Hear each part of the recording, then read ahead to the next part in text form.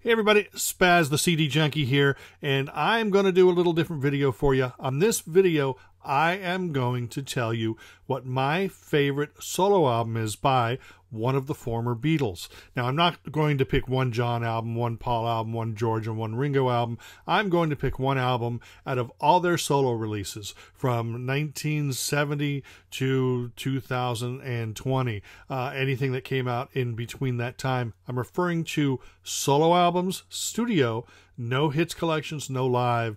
And I'm picking from all four Beatles, and I would love for you to get involved. So if you make videos on YouTube, please do a response video and tell us what your favorite solo album from a former Beatle is. I'm going to refer to them as Beatles solo albums because solo album from a former Beatle just takes way too long and I have to edit this video. But here's the rules. This is what your favorite is, not what you think is the best. It is what is your favorite.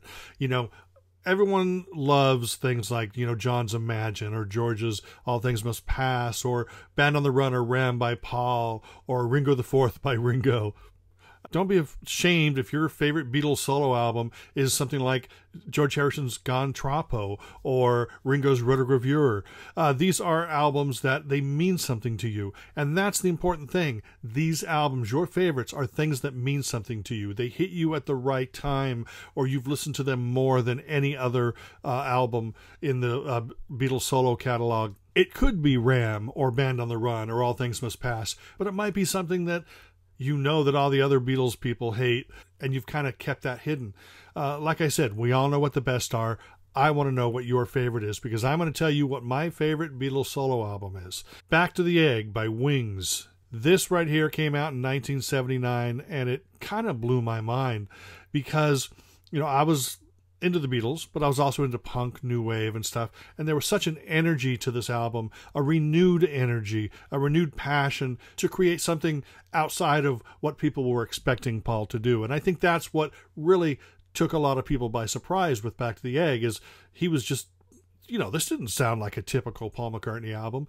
But in retrospect, I mean, it's 41 years old. If you go back and listen to this album, it's a great Paul McCartney album, but it's also a great album, period.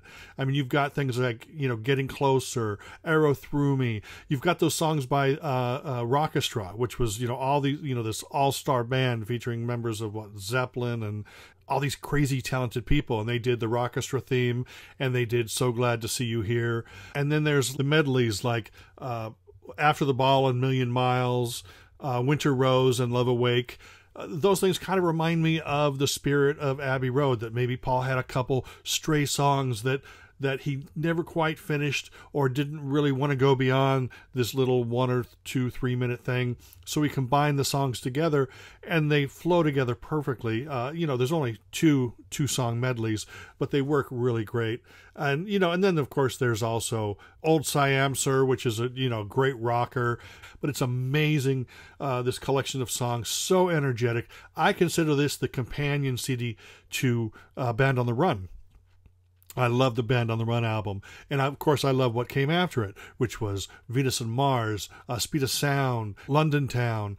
But this right here, I think, sort of sonically and spiritually is the companion CD to Band on the Run. And I'm really surprised that a lot of people didn't care for this album. You know, they complained about things like London Town, you know, with a little luck and stuff, and how cheesy schmaltzy it was. And then Paul comes out with this great rockin' album, and people shat on him for that. So to me, that just told me back then that you just can't please anybody. I believe that Paul McCartney works best when he's working off of somebody. Like, of course, Lennon.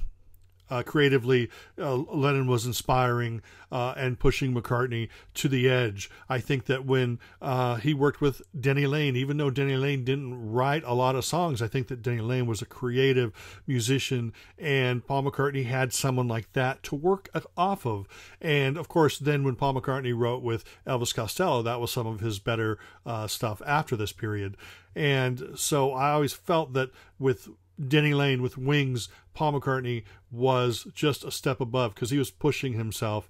And I'm not sure if Denny was a yes man or a no man or a maybe man, but Paul McCartney sure sort of let down his guard after he worked with Denny. But again, that's just my opinion. But Back to the Egg is my favorite solo Beatles album, or Beatles solo album, whatever you want to call it. I'm not saying it's the best. I'm saying it's my favorite. It's the one I connect with. It's the one I love. And I really do love London Town too, but this one especially. When I was a teenager when this came out, and I embraced this, I couldn't believe that people around me weren't loving it like I did. But that's pretty much, I think, all the music that I like. But anyway, my favorite Beatles solo album is Back to the Egg. I would love to find out what yours is. If you make videos here on YouTube, please make a response video, or if you just don't want to make a video because you think the subject matter is idiotic, just go ahead and comment and tell me what your favorite Beatles solo album is, or solo Beatles album is. To me, they mean the same thing. To other people, I'm just an idiot. But anyway, that's it. Remember to like, comment, share, subscribe. I appreciate you hanging out and listening to me babble about music. Until the next time, my name is SPAZ, and I'm a CD junkie.